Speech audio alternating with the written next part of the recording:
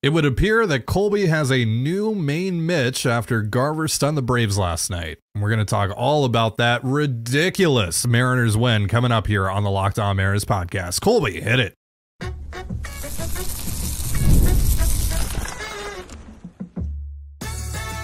You are Locked On Mariners, your daily Seattle Mariners podcast. Part of the Locked On Podcast Network, your team every day.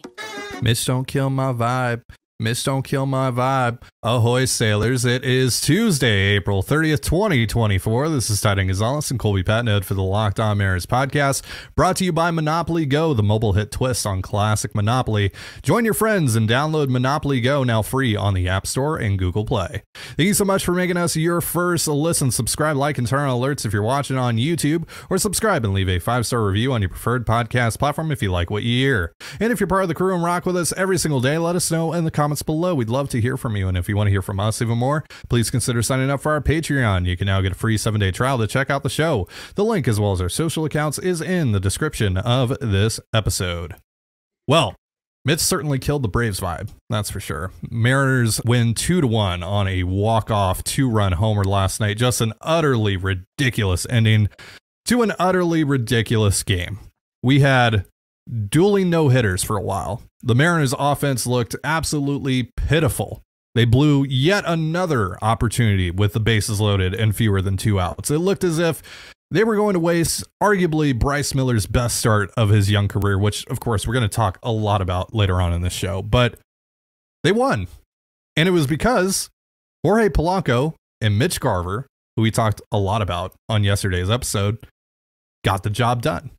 So how you feeling, Colby? It was certainly not a fun game until probably the last 15 seconds or so.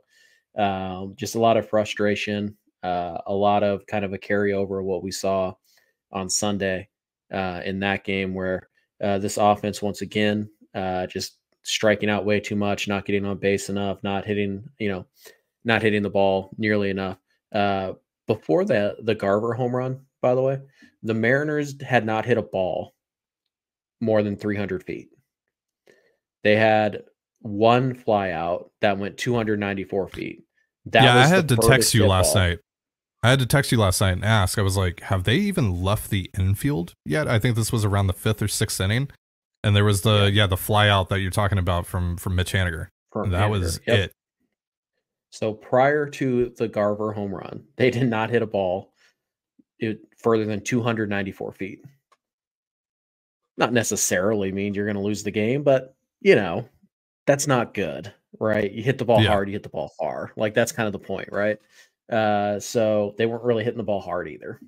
So that is also an issue. But I believe they only had 4 hard hit balls last night. Yes. 2 of them, of course, the only 2 that ended up mattering in the long run. But it was really frustrating because you load the bases, right? You actually get a big hit from Luke Raley, who Albies, may or may not have saved the game. I think they were sending Rivas. Rivas can really run. He's a good runner now. Acuña's got a great arm, but that was potentially a game time, pinch hit single for Raley. But anyways, they have the bases loaded. They have 1 out. Awesome. And this is even after Service blew it by asking Luis Urias to bunt, despite having Ty France be the runner at second, the slowest guy on the team. Do you know how perfect that bunt has to be for that to work? It's literally got to be perfect. Yeah. But no, let's just rob an at-bat from Luis Urias. Sure, why not? Just He's have had 2 big-time home runs this year. Yeah, sure.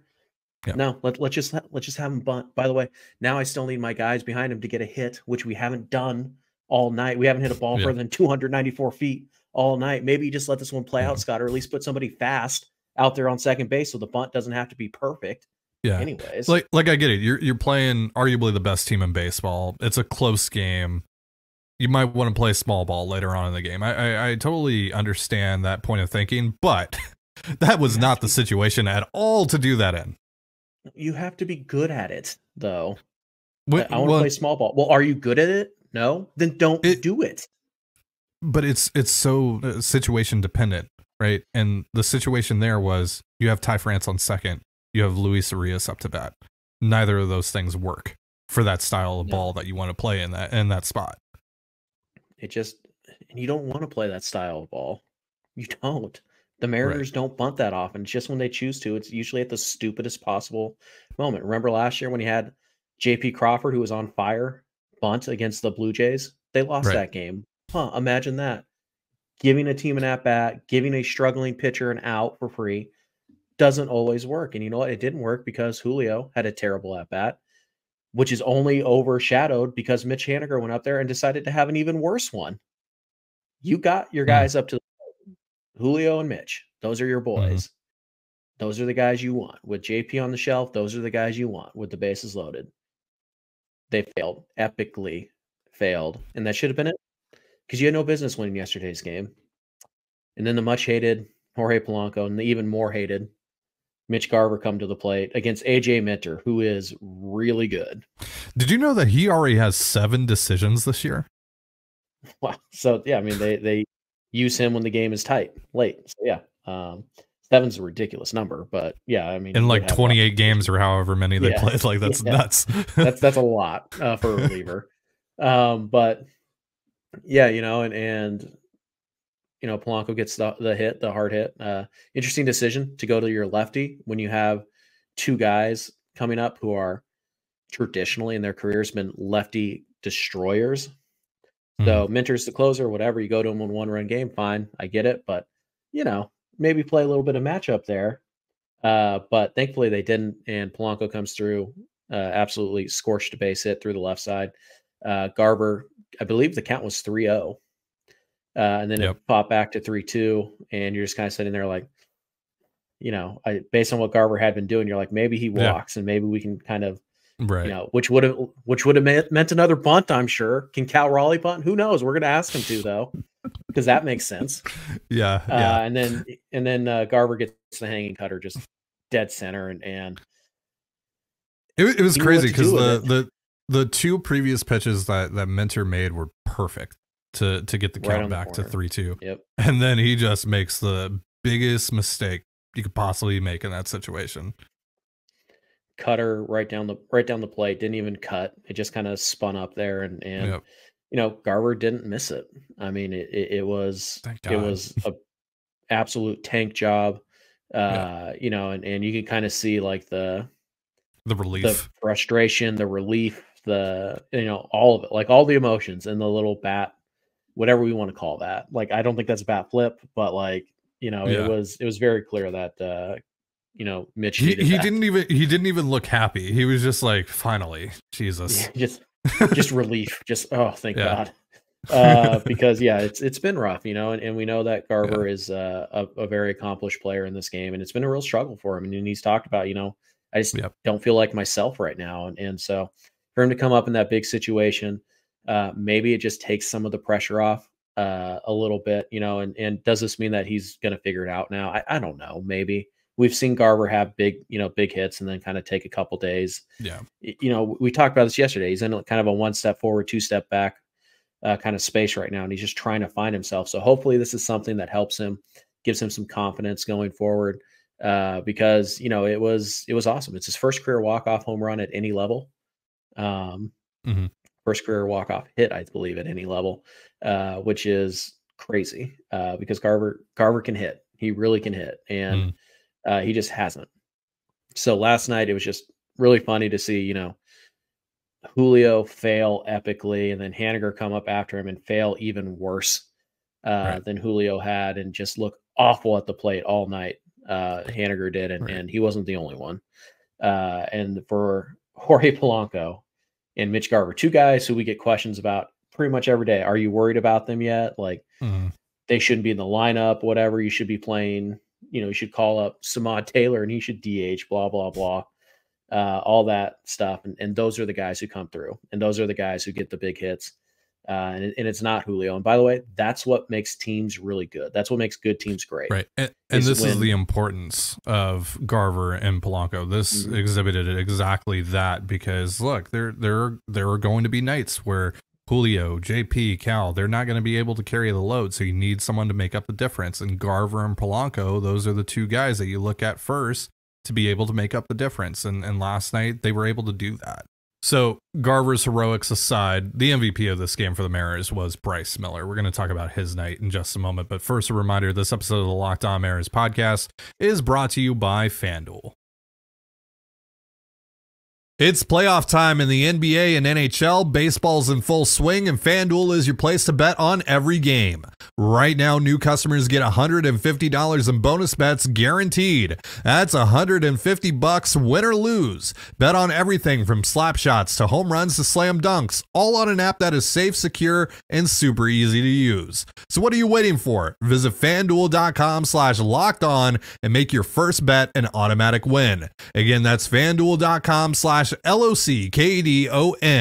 FanDuel, America's #1 sportsbook.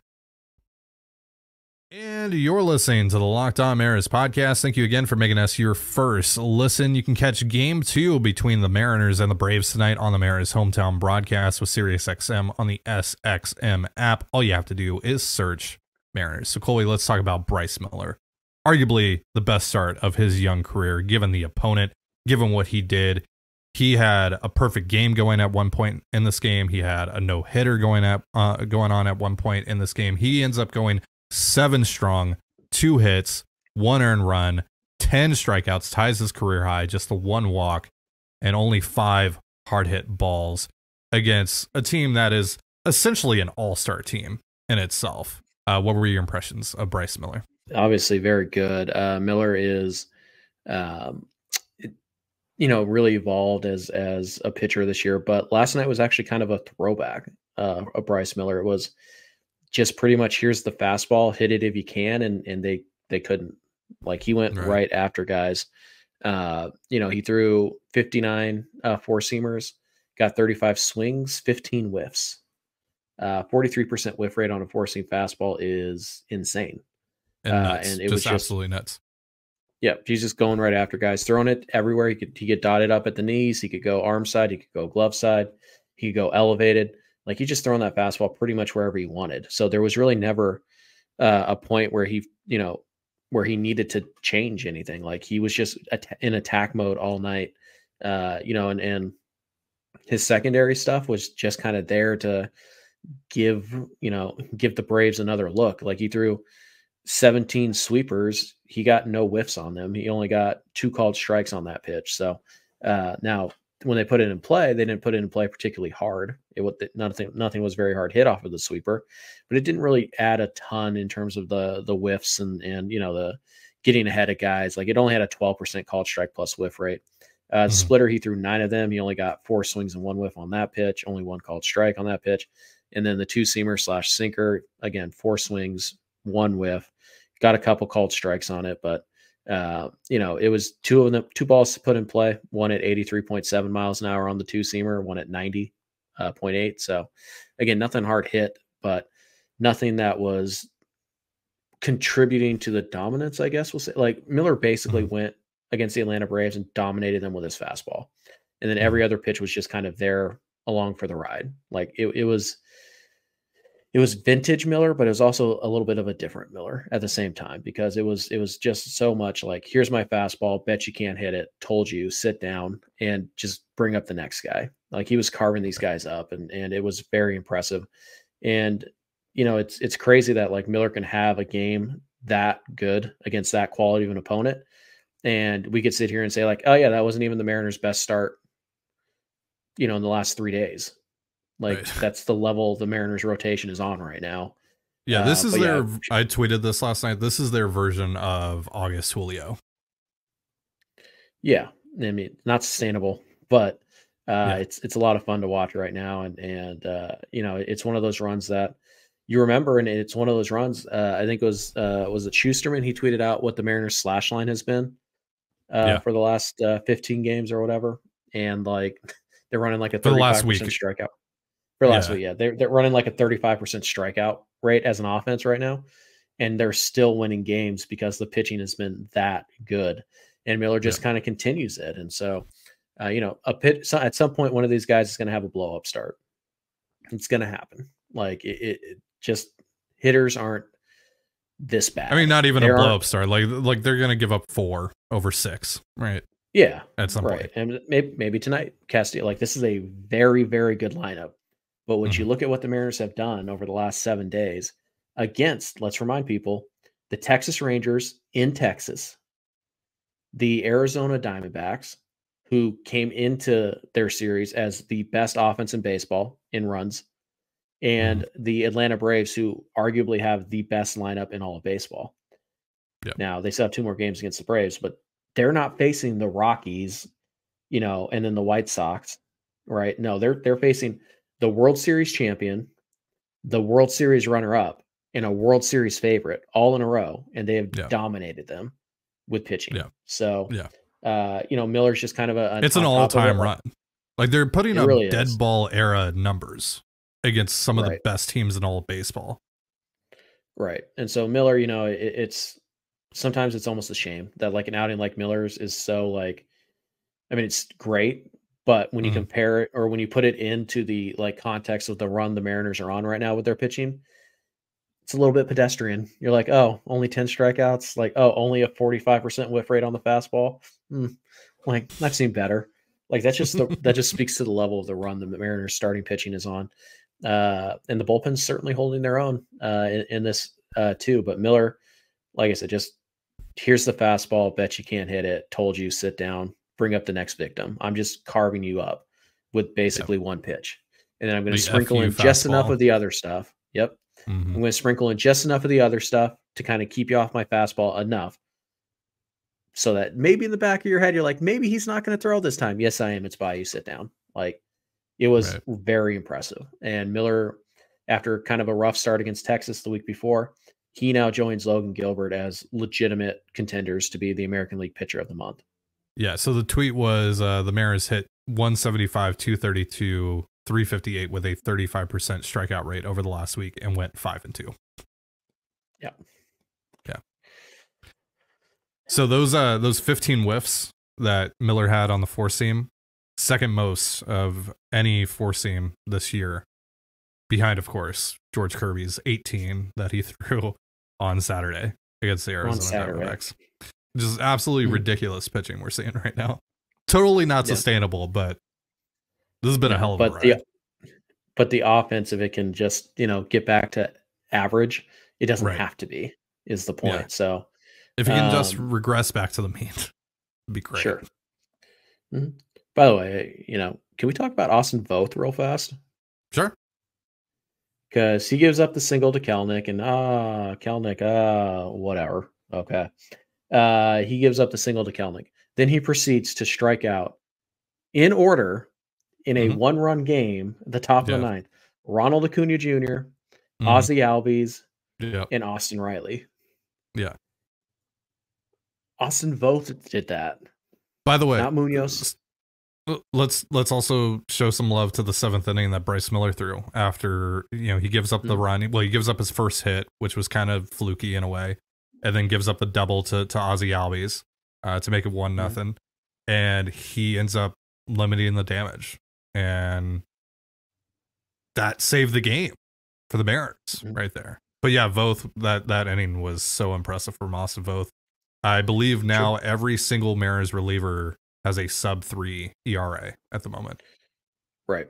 They're going to need reinforcements still, but it is pretty hilarious to me that probably like the two worst arms in their bullpen right now were tasked with keeping a 1-0 game, 1-0 against the best lineup in baseball. And they did it. They're just like, yeah, no problem. We got this. 4 combined strikeouts between Bolton and Voth. Yeah. And again, just to reiterate how insane this is, Austin Voth struck out in order in a 1-run game in the 9th inning. Ronald Acuna Jr., Ozzie Albies, and Austin Riley to preserve a 1-0 game. That's just what the Mariners do. Pitching is just insane. And again, by the way, I'm not surprised anymore though. With the way that the Mariners develop pitching and the way they develop relievers, like nothing surprises me anymore. I'm just like, yeah, sure. Why not? I think in general, the idea of using both against Acuna, Albies, and Riley in a high level. Oh, it's ridiculous. Oh, that's a bad not idea. That wasn't the move. Don't get me wrong. But when it happens, when it works out, I'm just like, yeah, You're of course like, it did. Okay, sure. Yeah. I mean, why not? Yeah. Yeah. Again, this team is going to have to add a significant bullpen arm at the deadline. I believe And his name is Paul Sewald. Maybe. Could be. Mm. But for now, like when Trent Thornton and Taylor Saucedo and Austin Voth and Cody Bolton, like just like the guys who you're like, like those are true middle guys. And they're just out here shoving against. Don't throw Taylor Saucedo. Don't disrespect friend of the show. He is Taylor a middle. Saucedo. He is the middle guy of middle guys. Okay, and those guys are going out there against like 3, 4, 5, 1, 2, 3 in the order, and just being like, yeah, no problem. Like even Thornton, who blew the game on Sunday. Jonathan Clase could play defense. He wouldn't have. But yeah, even he, you're just like, oh yeah, sure, no, like. I feel reasonably good about these guys, even in these spots. It's been huge. It's been huge. The Mariners pitching we're running out of statistics even to just like put into context how great the pitching has been for the last 2 weeks. And keep in mind, 2 weeks in October is all you need to win the World Series. That's it. The Mariners could win the World Series with one of the worst offenses we've ever seen. Like if the pitching were to do this in October. Now they have to get there first, and the offense obviously has to be better so that when the pitching isn't great, like you got to get to October first. Right. But that's all it takes in October, right? 2 weeks.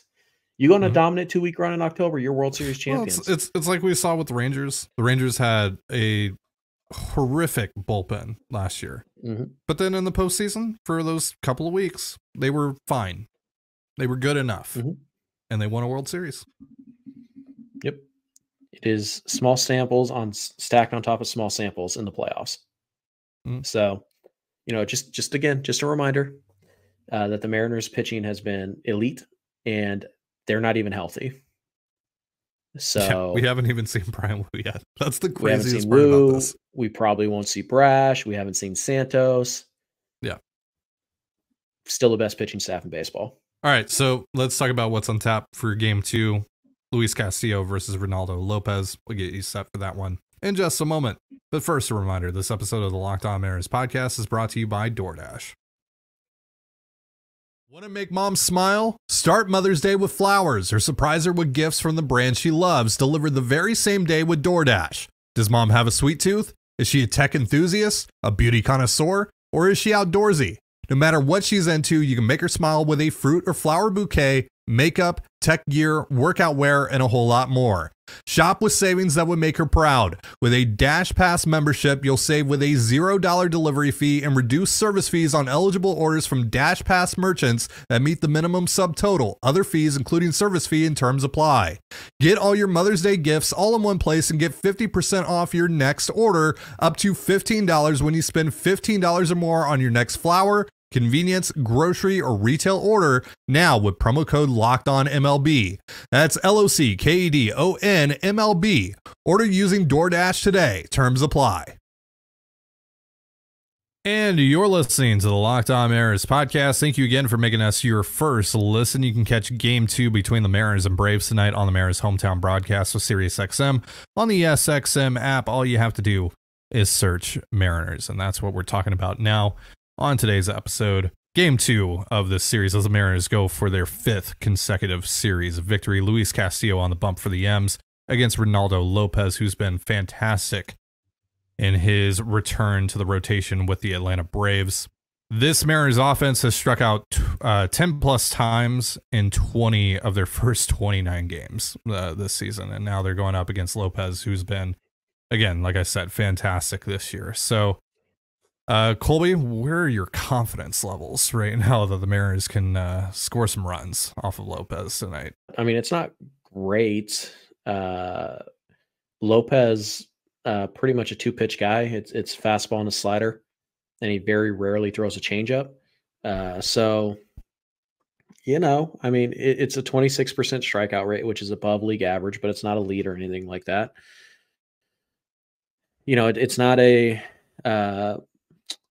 it's not like an insane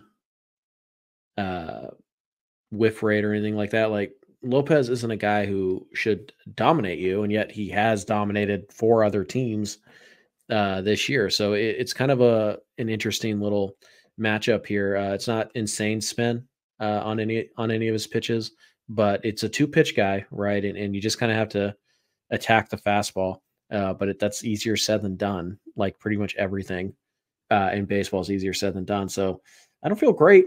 It's kind of hard. You've watched this offense for the last week. It's hard to feel really good about it. But I mean, you're talking about a guy who's going to throw 60% fastballs, forcing fastballs. You have guys in this lineup who should be able to handle velocity. Now, obviously, the game plan or the scouting report is probably going to dictate that we're going to see Lopez throw more sliders tonight than he normally would. So as it usually does come down to is how do the Mariners handle breaking balls? And based on last night, not well. So it's hard to feel good. It's really hard to feel confident about this, especially with, the way that Haniger's swinging the bat right now, the way that Cal has kind of been cooled off recently. It's difficult to feel great about it. And you don't have JP there.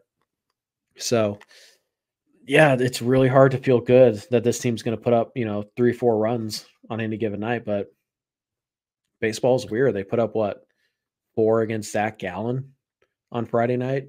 I mean, like it's a weird team and they can hit some home runs, sure. But they got to start drawing more walks. They got to hit more doubles. Like right now they're surviving on the home run ball essentially on offense. And that's just not going to continue to fly over the long term. And we saw it last year, like really surviving on the home run for long stretches of the year. So it's really hard to feel confident going up against Lopez, who's off to a really good start. What do you think is going on with this offense right now? Because, and I don't want to get into a whole, fire the hitting coach type of discussion here, but this lineup was overhauled with quite a few guys that have historically struck out at average to slightly below average rates. And a lot of these guys, they're striking out, at 30%, over 30%, close to 30%, almost seemingly across the board in this lineup. Again, 20 out of the 29 games, they've struck out 10 plus times. Do you think there is because now that we're seeing this happen more and more and more, obviously the players have to execute, but do you think there is maybe an external factor here? No, I'm never going to be that guy. Like, oh, it's the hitting coach's fault. Oh, it's, the philosophy. I don't know, because I don't know if it is or if it isn't. So I'm not going to be the guy who's going to call for some random dude's job because the team isn't performing like I think they should. I don't know. I do not know the answer to your question. So I'm just not going to be that guy. Like I'm not going to call for the firing of a hitting coach because, a bunch of 30-year-old dudes have all of a sudden decided they can't hit a breaking ball. Like, is that the Hart's fault? I don't know, maybe, but I don't know. That's not my call to make. So I don't know what's going on with the offense. Now it's just hard to buy that all of this is just a coincidence. Because again, we talk about these hitters' profiles and their history. I don't know what's going on. I'm confused. I'm perplexed by what's going on right now, that all of these guys are struggling at extreme rates at the moment. What's the date today? It's April 30th. Right. It's early. I get it. Right. And we've seen Mitch Garver really struggle. We've seen Polanco really struggle. We've seen Rayleigh really struggle. And pretty much all at the same time. So yeah, I mean, it sucks. Like, first of all, we know it's really difficult to hit at T-Mobile Park early in the season. Like, that's not an excuse. That's just a fact. Look at the numbers; they'll back it up. But yeah, the strikeouts are something that have to get better very clearly. But to me, like, I'm not willing to sit here and look at a guy like Jorge Polanco, who should be running like 25% strikeout rates, and say like, oh, he's up to 36. That's clearly just who he is now. Like, no, I don't buy that. I think strikeout rates are going to go down for guys we think they're going to go down for.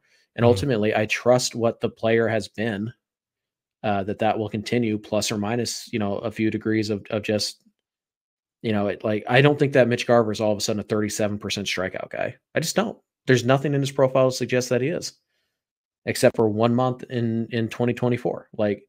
So I don't know what the answer is. I don't know why the offense is struggling right now. I know they're really struggling to hit spin, but what's interesting about that is that when we looked at the guys they brought in, this winter, right? They all handled breaking balls. Like that was clearly something that the Mariners wanted to add because they got rid of guys who really struggled with the slider. They got rid of Gino. They got rid of Teo. They got rid of Kelnick. They got rid of the guys who really struggled to hit spin, and they brought in guys like Rayleigh and Garver and Polanco, who were all pretty decent. At least they were at least average at hitting those breaking pitches. So again, like, why are all those guys suddenly not able to hit spin? Like, again, I don't know what the answer is. I just think that I think it's a fair question to ask, though, at this point. Are we sure they can't, or are they just not right now? We're going to need more data. We're going to need more data. We're going to need more data to determine that. That's why this conversation right now, like, while it might be fair to ask, it's not fair to come to any conclusions. Right. So I'm not going to come to a conclusion today. Lastly, before we get out of here, Luis Castillo, thoughts on him in this start? Do you think it's going to be another fastball heavy approach? It seems to be what they're going with right now. Just about every starter has gone really fastball heavy and been very aggressive with it. Castillo really kind of had to walk the high wire act last time in Texas. I don't think he's going to get away with that tonight, so he kind of has to be dialed in early against this team. So I think the big pitch tonight might actually be the changeup. He's been mostly fastball slider early in this season, but I think when you look at Albies, when you look at Olsen, when you look at Harris, I think that changeup is going to be the key pitch for Castillo. Obviously, he has to have the fastball. It all starts with the fastball, as it does with just about, really every Mariner starter. It starts with the fastball. But I think tonight could be a changeup night rather than a slider night. And he's got to be on it early. He can't kind of try and feel his way into this game. He can't get off to a slow start because if he does, it's liable to be 4-0 before the Mariners even take an at-bat. So he really has to come out of the gates. He's got to be aggressive, trust the stuff, fill up the strike zone. And you just can't pitch around Ronald Acuna Jr. because you're afraid of him. You got to go after him. And if he gets you, fine, whatever. He's the MVP. He's one of the best players in baseball. He's going to get you sometimes, but you can't put guys on base in front of Olsen, and like they have to earn it. You just can't walk guys. You can't fall behind 3-0 and have to, lay in a fastball because you're afraid to walk dudes. Like, you got to be aggressive in the strike zone early. And I think the changeup is going to be the key to kind of handle Albies and Olsen and Harris, the three big lefties in this lineup. So we'll see what he can do. They certainly managed Acuna last night for the most part, a little infield single. They managed everybody. They gave up 3 hits. So, But yeah, I think Castillo just has to be on it early. He's got to be aggressive with the fastball. And then I think the changeup is actually the pitch to watch tonight. For sure. All right. So that's going to do it for our show. Before we get out of here, a reminder that Locked On has launched the first ever national sports 24/7 streaming channel on YouTube. And now it's also available on Amazon Fire TV and the free Fire TV channels app. Locked On Sports Today is here for you 24/7, covering the top sports stories of the day with the local experts of Locked On, plus our national shows covering every league. Find Locked On Sports Today now available on the free Fire TV channels app. Thank you so much for joining us here on the Locked On Mariners podcast. For Colby Patnode, I'm Ty Dane Gonzalez. Be sure to give us a follow on Twitter at @LO_Mariners. You can follow me at Ty Dane Gonzalez and Colby at CPAT11. That's CPAT11. You can also find all that stuff in the description of this episode. Thank you again for making us your first listen. Have yourself a beautiful baseball day, and we'll see you tomorrow. Peace.